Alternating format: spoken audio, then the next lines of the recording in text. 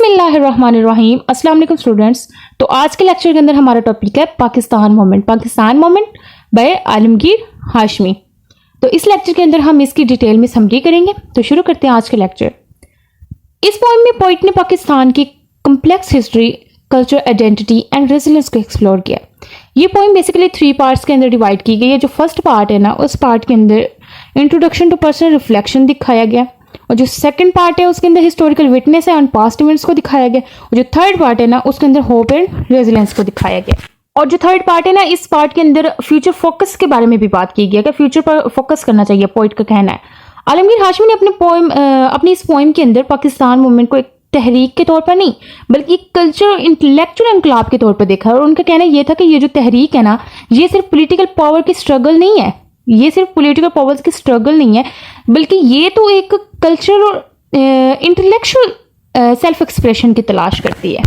आलमगीर हाशमी ने इस पोएम के अंदर इस्लामिक आइडेंटिटी और सेल्फ एक्सप्रेशन को पाकिस्तान का एक बहुत ही अहम पहलू बताया इस पोएम के अंदर। और उनका कहना था कि जो मुस्लिम कम्युनिटी है ना, उसने अपनी इस्लामिक आइडेंटिटी को तलाश किया है, और ये वही बात है जिसने कॉलोनियलिज्म के खिलाफ रेजिस्टेंस करने की ताकत दी है।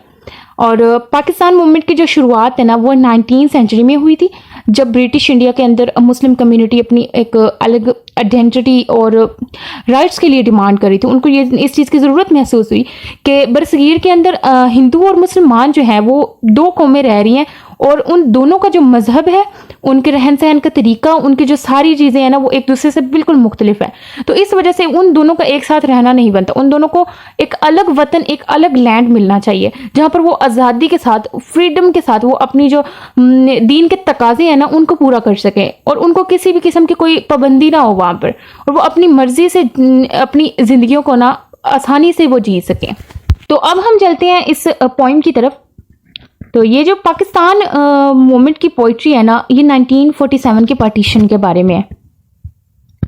तो फर्स्ट पार्ट की तरफ हम चलते हैं और पढ़ते हैं इसका टेक्स्ट। फर्स्ट पार्ट के अंदर कहा गया कि मूवमेंट शोर millions moving from that side to this side. Movement शोर यकीनी तौर पर ये जो तहरीक है, मिलियंस मूविंग, लाखों लोग क्या कर रहे थे, मूव कर रहे थे, यानी हिजरत कर रहे थे। From that side to this side, एक साइड से दूसरी साइड पे हिजरत कर रहे थे। From this side to that side, और इधर से उधर जा रहे थे, and back again some time, और अक्सर ऐसे थे जो वापस भी आ रहे थे दोबारा। और कुछ लोग जो हैं वो क्या कर रहे थे, across the thoughtful moment where in stood those who were undecided and suspect. और बहुत सारे लोग ऐसे थे जो परेशान थे, उनको समझ में नहीं आ रहा था उन्होंने किस साइड पे जाना है, और उनका लैंड कौन सा है, उन्होंने कौन से उनका वतन है जिसके अंदर वो जाएंगे। Like border post signifying the mid frontier, the sultry summer if you know that I mean behind us, the blistering journeys on foot, the grinding ox cart expedition, the slow steamy railways and their marauders behind us, the slit throats of the nobility, the malfunctioning desire England's fond promises, and snuffed out love of communal streets, their moonlight shadows of lead, the changing of the colors, and 47's burning cities behind us. Think this is where we wanted to be from the beginning of our time. A land as beautiful as a poet dream, or even before he found it, the Arab sailors act of faith. Movement शोर यानी यकीनी तौर पर लाखों लोग थे जो इस तरफ से उस तरफ और इधर से उधर हिजरत कर रहे थे। ये कौन सा टाइम था? ये पार्टीशन का टाइम था। 1947 की जब पार्टीशन हुई तो उस वक्त लोग भटके हुए थे, उनको कुछ समझ में भी नहीं आ रहा था कि उन्होंने किस साइड पे जाना है। तो ये इस सोची समझी तहरीक के पार आगे बढ़ गए। कुछ ऐसे लोग थे जिसके अंदर वो लोग भी खड़े थे जो गैर फैसला कुन थे, जो ये भी समझ नहीं पा रहे थे कि उन्होंने किस साइड पे जाना है, उनका लैंड कौन सा, उनका वतन कौन सा है, और उन्होंने किस जगह पे जाना, उनकी मंजिल क्या, उनको ये भी समझ में नहीं आ रहा था। कुछ लोग जाके वापस आ रहे थे, कुछ लोग मतलब जहाँ पे जाना था वो वहाँ पे नहीं जा रहे थे, उनको समझ में भी नहीं आ रहा था, और कुछ लोग तो अपनी मंजिल पर पहुंच गए थे। लाइक बॉर्डर पोस्ट यानी कि सरहदी चौकियां उनकी तरफ क्या कर रही थी, सिग्निफाइंग कर रही थी, इशारा कर रही थी। मिड फ्रंटियर्स यानी वस्ती सरहद की तरफ इशारा करती हैं। द सल्ट्री समर, अब यहाँ पे ये सल्ट्री समर की बात की गई है। सल्ट्री समर क्या है, जब हवस का महीना होता है ना, बहुत ज़्यादा गर्मी होती है, हवाएं नहीं चल रही होती, कि वो महीना चल रहा था। और वो शदीद गर्मी के दिन थे जब लोग हिजरत कर रहे थे। और वो हिजरत कैसे कर रहे थे? बहुत सारे लोग ऐसे थे जो पैदल हिजरत कर रहे थे। वो क्या कर रहे थे? पैदल सफ़र कर रहे थे। If you know what I mean behind us, अगर आप जानते हैं कि मेरा मतलब क्या है, बिहाइंड अस हमारे पीछे। और वो जब वो सफ़र कर रहे थे तो कुछ लोग उनमें पैदल चल रहे थे और कुछ लोग ऐसे थे जो बैलगाड़ी पर जा रहे थे, और कुछ लोग ऐसे थे जो रेलवेज के थ्रू जा रहे थे, ट्रेन्स के थ्रू वो सफ़र कर रहे थे। और इस भगदड़ के अंदर वो जो है ना, वो अपनी जानों को बचाने की कोशिश कर रहे थे। वो किसी न किसी तरह से वो बचना चाहते थे उन सब हालात से। और वो किन के आगे भाग रही थी? एंड देयर मराडर्स बिहाइंड अस, जो उनके पीछे मराडर्स लगे हुए थे ना, वो उनसे भाग रहे थे। कुछ लोगों ने अपने हाथों में गन्स ले रखी थी, कुछ ने तलवारें ले रखी थी, वो उनको मारना चाह रहे थे। तो वो उन लोगों से बचने के लिए आगे से आगे भागते चले जा रहे थे। और वो उन लोगों से बचकर भाग रहे थे जो उनको चेज कर रहे थे। क्या कर रहे थे? उनको चेज कर रहे थे। उस वक्त ऐसे हालात थे कि हर तरफ लूट मार हो रही थी, किडनैपिंग हो रही थी और वुमेन्स का रेप किया जा रहा था और बहुत ही बुरे हालात थे। ये जो पाकिस्तान है ना, इतनी आसानी से मिलने वाला नहीं था, इतनी आसानी से नहीं मिला था। इस वक्त बहुत सारे लोगों ने अपनी कुर्बानियां दी हैं, अपनी जानें कुर्बान की हैं इसके लिए। The slit throats of the nobility, the malfunctioning desire, England's fond promises and snuffed out love of the communal states. अब जो स्लिट थ्रोट्स हैं, स्लिट थ्रोट्स का क्या मतलब है? स्लिट थ्रोट्स, लोगों के गले काट दिए गए। लोगों के क्या किया गया? गले काट दिए गए। नोबिलिटी ऑफ, अब नोबिलिटी शराफत के जो शराफत के जो है ना, उनके गले काट दिए गए। और इंग्लैंड के जो दिलकश वादे हैं ना, उन्होंने यानी कि उन लोगों ने क्या किया? उन्होंने मुसलमानों को उन्होंने भी धोखा दिया। सब लोग कम्युनल वायलेंस के शिकार हो रहे थे उस वक्त। और उनकी जो चांदनी के साए, यानी उनकी जो रात के जो साए हैं ना, रंगों का बदलना। और 47 के यानी कि 1947 के टाइम पे वहाँ क्या हो रहा था? सिटीज़ को जलाया जा रहा था, शहरों को जलाया जा चुका था उस वक्त। Think this is where we wanted to be from the beginning of our time. A land as beautiful as a poet dream और even before he found it, the Arab sailors act of faith. ये कौन सी जगह थी? ये वो जगह थी जहां पर हम अपने आगाज ही से रहना चाहते थे, जहां पर शुरुआत से ही रहना चाहते थे। और जो पोइट का ख्वाब है ना, पोइट के ख्वाब की तरह खूबसूरत सरजमीन थी, एक ग्रीन लैंड था, एक खूबसूरत सरजमीन थी। और ये कौन से पोइट की बात की जा रही है? ये पोइट का ड्रीम से मुराद है अल्लामा इकबाल का ड्रीम, जो उन्होंने पाकिस्तान के लिए देखा था। और अरब सेलर जो है वो मोहम्मद बिन कासिम की फतह की बात की जा रही है कि उन्होंने किस तरह से इस्लाम की सरबुलंदी के लिए कुर्बानियाँ दी और किस तरह से उन्होंने इस सरजमीन पर इस्लाम का परचम बुलंद किया और कितनी ज़्यादा स्ट्रगल करनी पड़ी। ये वो पर्सनैलिटीज़ हैं जिन्होंने इस्लाम की सरबुलंदी के लिए बहुत आला किरदार अदा किया है। तो अब हम चलते हैं नेक्स्ट सेकंड पार्ट की तरफ। तो सेकंड पार्ट के अंदर पोइट ने अपनी जर्नी को डिस्क्राइब किया और कुछ इस तरह से कहते हैं कि I have surely come across it before, कि मैं यहाँ पे पहले भी आ चुका हूँ। उसको यकीन है इस बात का कि ऐसा लग रहा है उसको कि वो पहले भी यहाँ पे आ चुका है। In one of the books और what I imagined on an alien shore, perhaps appointed by time for a landfall, that's my boat, these my oars, the sails on the movements of word from the south, and the choice considerable, for the compass might be affixed by some dusky Eskimos. I can tent up in a high rise, wait out the passing plane through starlight till dawn. The sea lions skid on imaginary eyes, transfixing the world with a new axis of summer, their eyes turning liquid green. The greenery of north gets a southward push into freedom and feeds nearly everyone until the quaking elements rumble again in the earth's belly and split the land beyond rejoicing. The fraud feels like the cracks in time, squat inside a number, a kind of fall. But the people rising everywhere, free to grow how they will if they will. In the second part, Alamgir Hashmi says that he has witnessed these incidents. अब इसके अंदर जो second part है ना, इसके अंदर आलमगीर हाशमी क्या कहते हैं?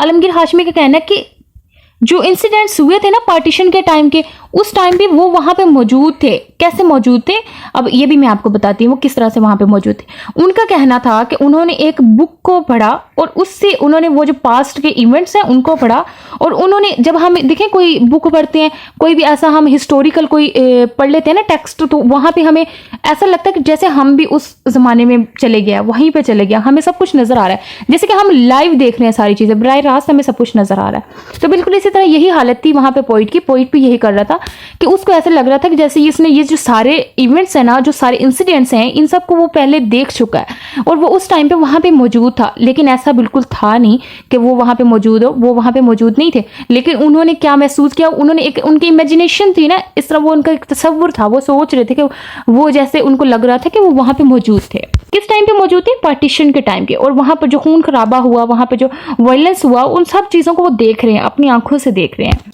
अब जो सेकंड पार्ट है इसके अंदर वो अपनी जर्नी को डिस्क्राइब करते हैं और कहते हैं कि वो यकीनी तौर पर इस मंजर को किसी बुक के अंदर देख चुके हैं। उनको लगता है कि वो विटनेस है, वो क्या है, विटनेस है, यानी कि वो गवाह है, वो देख रहे हैं उन तमाम इंसिडेंट्स को जो पार्टीशन के टाइम हो रहे थे, जो कुछ भी वहां पे हो रहा था वो सब कुछ देख रहे हैं। लेकिन हकीकत में ये बिल्कुल भी नहीं था, ऐसा बिल्कुल भी नहीं था। वो सारा कुछ जो है वो सिर्फ और सिर्फ उनका एक ख्याल था, वो उनका एक इमेजिनेशन था। He imagines himself standing on the some strange shore. वो खुद को क्या महसूस करें, वो खुद को किसी अजनबी साहिल पर खड़ा हुआ तस्वर करते हैं। वो ऐसा महसूस करते हैं कि वो किसी एक अजनबी साहिल के ऊपर खड़े हैं, शायद किसी लैंडफॉल के लिए वक्त ने उनको क्या फिक्स किया हुआ है। And waits for the arrival of boat. और वो क्या कर रहे हैं, वो अपनी कश्ती के आने का वेट कर रहे हैं, अपनी कश्ती के आने का इंतजार कर रहे हैं। और जब वो बोट में सवार हो जाते हैं और जब अपनी जर्नी को स्टार्ट कर लेते हैं, तो सफ़र उसका जो उनका जो होता है ना, वो क्या करता है, वो प्रेजेंट से पास्ट की तरफ चला जाता है। यानी कि वो जो हाल में खड़े थे वहां से निकलकर वो अपने माजी में चले जाते हैं, यानी कि वो अपने पास्ट में चले जाते हैं। जब वो अपने पास्ट में पहुंचते हैं तो वो एक सेफ्टी सिग्निफिकेंट लैंड पर खड़े होते हैं। कहाँ पे खड़े होते हैं, वो एक सेफ्टी सिग्निफिकेंट लैंड पर खड़े होते हैं। और फिर वो क्या कर रहे होते हैं, वो मर्डर से बचने के लिए भाग रहे होते हैं। और उन्होंने एक टॉल बिल्डिंग में जाना है, एक टॉल बिल्डिंग के अंदर जाना है, और वो इंतजार कर रहे हैं। किस टाइम का इंतजार कर रहे हैं, इस हॉरर एंड वायलेंट नाइट के गुजर जाने का इंतजार कर रहे हैं। और उसके बाद वो डॉन का इंतजार कर रहे हैं कि डॉन जो है, क्योंकि डॉन एक प्रॉस्पेरिटी का रेवल है, क्योंकि वो एक अमन लाने वाला, एक पुरसकून लाइफ लाने वाला वो एक टाइम आ जाता है ना, सुबह का टाइम जो होता है तो बहुत ही पुरसकून होता है, पुरअमन होता है। इस लैंड पर डॉन तो हुई मगर डज नॉट लास्ट लॉन्ग। ये जो डॉन है ना वो ज्यादा टाइम के लिए नहीं। अब सी लॉयंस क्या चीज है, अब जो जिसका यहाँ पे जिक्र किया गया सी लॉयंस, अब जिसको बहरे हिंद कहा जाता है ना, आपने पहले से इसको सुन रखा होगा, ये उसकी बात हो रही है। Warm waters of Indian ocean, warm water of Indian ocean, warm water of Indian ocean की तरफ पहुंचने की कोशिश कर रहे थे और वो वहां पर पहुंच भी चुके थे। कौन थे वो, दुश्मन थे पाकिस्तान के। वो पाकिस्तान को दोबारा से वही सारा कुछ रिपीट करने वाले थे, वही सब कुछ करने वाले थे जो पहले हो चुका था, जो 1947 के पार्टीशन के टाइम हो चुका था। और वो दोबारा से पार्टीशन के टाइम के वॉयलेंस को रिपीट करना चाहते थे, और वो मौसम गर्मा के उन हालात को रिपीट करना चाहते थे, जैसे वहाँ पे लोगों के साथ हो रहा था ना, जिस तरह से उनकी ज़िंदगियाँ ख़त्म की गई, जिस तरह लोगों के गले काटे गए, लोगों को मारा गया, लोगों पर तशद्दुद किया गया, औरतों के साथ जुल्म किया गया, ज़्यादती की गई, वो सारी चीज़ें जो है वो दोबारा से रिपीट करने वाले थे। वो 17 की दिहाई थी कि उसके आखिर तक 1991 तक USSR के जो बहरी जहाज़ है ना, वो क्या कर रहे थे, वो बहरे हिंद यानी कि जो warm water of Indian ocean है ना, वहाँ तक पहुँच रहे थे। वहाँ पर पहुँचने की वो उनको बहुत ज़्यादा उनकी ख्वाहिश थी कि वो वहाँ पर पहुँचे, और वो क्या कर रहे थे, वो वहाँ पे बल्कि पहुँच चुके थे। ये ज़मीन के अंदर वायलेंस फैलाते हुए नॉर्थ की तरफ से आ रहे थे। कहाँ से आ रहे थे, ये नॉर्थ की तरफ से आ रहे थे। आइज टर्निंग, आंखें मोड़ना, लिक्विड क्या है, माया, ग्रीन। ग्रीन जो है इस बात को सिग्निफाई करते हैं कि वो पाकिस्तान की सरसब्ज जमीन और गर्म पानी तक पहुंच चुके थे। कहाँ पर पहुंच चुके थे, वो पाकिस्तान की जो सरसब्ज जमीन है ना, वहां तक वो पहुंच चुके थे। और जो साथ वाले उनके पड़ोसी ममालिक थे, जो उनके हमसाये में थे, उन ममालिक को भी ना उन्होंने अपने साथ मिला रखा था पाकिस्तान को नुकसान पहुंचाने के लिए, पाकिस्तान के अंदर दोबारा से वो वायलेंस फैलाने के लिए, पाकिस्तान के अंदर लोगों के साथ बिल्कुल वही सारी चीज़ें रिपीट करने के लिए जो 1947 के टाइम हुआ था। तो इस तरह से वो क्या कर रहे थे, वो वहां पहुंच चुके थे। It was a big threat to the existence of Pakistan, ये पाकिस्तान के वजूद के लिए एक बहुत ही बड़ा खतरा था। लेकिन अचानक से क्या हुआ, लेकिन अचानक से ऐसा हुआ कि ज़मीन की तह से एक आतिश फिशां का ना अचानक से एक लावा निकल आया। लावा तो समझते नहीं, कि अचानक से एक ज़मीन के अंदर से एक आग निकल आई, ज़मीन का जो है ना फट गई और उसके अंदर से क्या हुआ, उससे आग निकलना शुरू हो गई। जैसे कि यहाँ पे बताया गया ना, until the quaking element rumble again in the earth's belly, कि जो ज़मीन की पेट है ना उसमें गुड़गुड़ाहट हुई, गुड़गुड़ाने लग गया। क्या हुआ, लावा निकलना शुरू हो गया वहां से। जैसे ही लावा निकला तो इससे क्या हुआ, इससे जो दुश्मन थे उनके जो मंसूबे हैं ना वो नाकाम होकर रह गए और एनिमी स्टेट जो है वो स्प्लिट होकर रह गया। और 1991 में यूएसएसआर का टूटना, और इस तरह से पाकिस्तान बच गया। लेकिन ऐसा नहीं है कि मुल्क पाकिस्तान जो है वो महफूज हो गया। इसके बावजूद भी पाकिस्तान के कई ज़्यादा चैलेंजेस का सामना उसके बाद भी करना पड़ा और आज तक ऐसा हो रहा है। तो अब हम चलते हैं पार्ट 3 की तरफ। It is the cyclical crops I was looking at, and the interminable delts of hope, where the rivers are either in torrent or slow endless flow. The past being a curious valley, the present tense, future's the only flower worth tending in this earth, where I saw my words, and you know, these good trees bear fruit around the year, discreetly moving along the waterways and 4 seasons of the faithful sun. In the third section of the poem, Alamgir Hashmi demonstrates that the future is worth investing in and hoping for by using metaphors like searching and slow moving water, sowing and reaping, as well as topography and flora. अब जो third part है ना उसके अंदर क्या है, it is the cyclical crops I was looking at. इस poem के जो थर्ड पार्ट के अंदर आलमगीर हाशमी ये बात जाहिर कर रहे हैं कि जो पास्ट है ना वो फ्यूचर में इन्वेस्ट करने और उस उम्मीद करने के काबिल है, जिस तरह से बढ़ते हुए और आहिस्ते चलने वाले बीज को बोना होता है और उसकी कटाई करना होता है, और कटाई के साथ साथ यानी कि सोविंग और रीपिंग के साथ साथ टोपोग्राफी को इस्तेमाल करते हैं। ठीक है, पोइट के लिए पास्ट का जो एक पास्ट क्या है, पास्ट एक उनके लिए स्ट्रेंज वैली है, एक अजीबो गरीब एक क्या है, एक वैली है। और जो प्रेजेंट है ना वो इंटेंसिटी से भरपूर है, वो क्या है, वो शिद्दत से भरपूर है, यानी कि शिद्दत। और फ्यूचर ही एक ऐसी चीज़ है, वो शिद्दत से भरपूर है। और ये जो फ्यूचर है ना ये एक ऐसी चीज़ है जो एक नई उम्मीद लाता है और उम्मीदों को कभी टूटने नहीं देता। इसके अंदर पोइट का ये मैसेज है कि उम्मीद रखें और माजी की जो चीज़ें हैं उन सबको भूल जाए और फ्यूचर के लिए अच्छी उम्मीद रखें और फ्यूचर के लिए सोचें कि फ्यूचर में आपको क्या करना चाहिए। और फ्यूचर एक ऐसी जगह है जहाँ पर जो उम्मीदें हैं वो हमेशा के लिए जिंदा रहती हैं, वो कभी भी मरती नहीं है। यहाँ पर वायलेंट फ्लो ऑफ रिवर जो बताया गया ना, इसका मतलब है कि revolution. Violent flow of river जो है वो इसका मतलब है रिवोल्यूशन, और जो दरिया का ना ख़त्म होने वाला होता है। ठीक है, स्लो फ्लो ऑफ रिवर जो है इसका मतलब होता है इवोल्यूशन। अब इस पोइम के अंदर पोइट जो है, पोइट का एक इम्पोर्टेंट मैसेज है हमारे लिए, वो है उम्मत मुसलमान को ये मैसेज देना चाहते हैं वो कि वो पाकिस्तान की बेहतरी के लिए काम करें और वो ये ना सोचे कि उनके साथ पास्ट में क्या हुआ, वो पास्ट के हॉरर्स को ना देखें, पार्टीशन के टाइम के जो हॉरर्स हैं, बल्कि उनसे ये चीज़ और ज़्यादा हिम्मत अपने अंदर लेकर आएँ कि वो लोग भी थे, वो शख्सियात भी थी जिन्होंने पाकिस्तान की बेहतरी के लिए, एक अलग वतन के लिए, मुसलमानों को फ्रीडम दिलाने के लिए इतना कुछ कर दिया कि अपनी जानों को भी कुर्बान कर दिया, अपनी फैमिलीज़ को कुर्बान कर दिया, अपने घरों को कुर्बान कर दिया। तो क्या हम लोग उनके लिए कुछ नहीं कर सकते? हम अपने वतन के लिए कुछ नहीं कर सकते?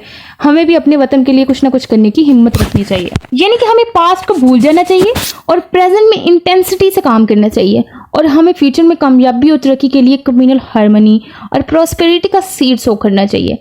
और जैसे कहा जाता है ना कि जैसा हम बीज बोते हैं तो वैसा ही हमें काटने को मिलता है। तो अगर आप उम्मीद का बीज बोएंगे, अच्छा बीज बोएंगे, तो आपको काटने के लिए भी अच्छा ही मिलेगा। जो पोइट है ना, पोइट ने इसके अंदर कलेक्टिव अनकॉन्शियस का यूज़ करके पास्ट हिस्ट्री को रिकंस्ट्रक्ट किया है। और ये जो पोइट्री है ये पार्टीशन के हॉरर्स को याद दिलाती है। ये वक्त था जब लोगों ने बहुत स्ट्रगल किया, लोगों ने अपने घर बार छोड़ दिए और नए वतन में जाने के लिए कभी कहीं और कभी कहीं जाने लगे। और मुसलमानों को इस दौरान बहुत ही मुश्किलात का सामना करना पड़ा। पैदल चलने वाले कुछ लोग थे, कुछ लोग रेल गाड़ियों पर सफ़र करने वाले थे, और कुछ लोग ऐसे थे जो तो वहाँ पे इस टाइम के अंदर मारे गए, कम्युनल वायलेंस का शिकार हो गए और ब्लड शेड हुआ। और बहुत सारे लोगों की जो औरतें हैं उनकी इज्जतें लूट ली गई उस दौरान। यानी कि मुसलमानों को बहुत ही ज़्यादा प्रॉब्लम्स को फेस करना पड़ा था उस टाइम पर। अगर हम इस पोइम के थीम्स के को देखें तो इनके जो थीम्स में मेजर थीम्स है ना, एक तो नेशनल आइडेंटिटी एंड रेजिलेंस का थीम है, हिस्टोरिकल ट्रॉमा एंड मेमोरी का थीम आता है इसके अंदर, कल्चरल फ्यूजन एंड एक्सचेंज है, होप एंड सर्टेनिटी का थीम है, इन्वेस्टमेंट इन द फ्यूचर है। और अगर हम इसकी इमेजरी को देखें तो जो सर्जिंग वाटर है वो क्या है, वो रिवोल्यूशन को दिखाता है एंड सडन चेंज को दिखाता है। और स्लो मूविंग वाटर जो है ये इवोल्यूशन को दिखाता है और ग्रेजुअल प्रोग्रेस को दिखाता है। और जो सोविंग एंड रीपिंग है वो cultivating hope and harvesting prosperity, यानी कि अगर अच्छा बीज बोएंगे तो अच्छा ही काटेंगे, इसको हाईलाइट करता है। और अगर हम सिंबलिज्म की बात करें तो इसके अंदर सेल, डोन, पॉज और चेंज डायरेक्शन जो है ना, वोल्केनिक डिस्टर्बेंस, और ये क्या, ये जियोपॉलिटिकल शिफ्ट्स को रिप्रेजेंट करता है। और जो शोर है वो पाकिस्तान के पास्ट और आइडेंटिटी को दिखाता है। जो स्ट्रेंज शोर की बात की गई है ना, वो पास्ट को दिखाता है, जो पाकिस्तान की पास्ट है ना उसको दिखाता है इसके अंदर। इसके अलावा ट्रोपोग्राफी और जो फ्लोरा है ये लैंडस्केप ऑफ होप को सिंबलाइज करता है। सी लाइंस जो है ये कम्युनिस्ट मैरीटाइम एक्सपेंशन को रिप्रेजेंट करता है। स्टूडेंट्स, इस पोइम में एक इम्पोर्टेंट जो मैसेज है वो ये है, so seeds of good communal harmony and prosperity, focus on future development and betterment. तो अगर हम इसके टोन की बात करें तो इसकी जो टोन है वो कॉन्टेम्पलेटिव है, रिफ्लेक्टिव है एंड होपफुल है। तो उम्मीद करती हूँ कि आज के लेक्चर में आपको अच्छे से पाकिस्तान मूवमेंट के बारे में समझ में आ गया होगा। अगर आपको आज की वीडियो पसंद आई हो तो वीडियो को लाइक कर दें, चैनल को सब्सक्राइब कर दें। तो मिलते हैं नेक्स्ट वीडियो में, तब तक के लिए अल्लाह हाफिज़।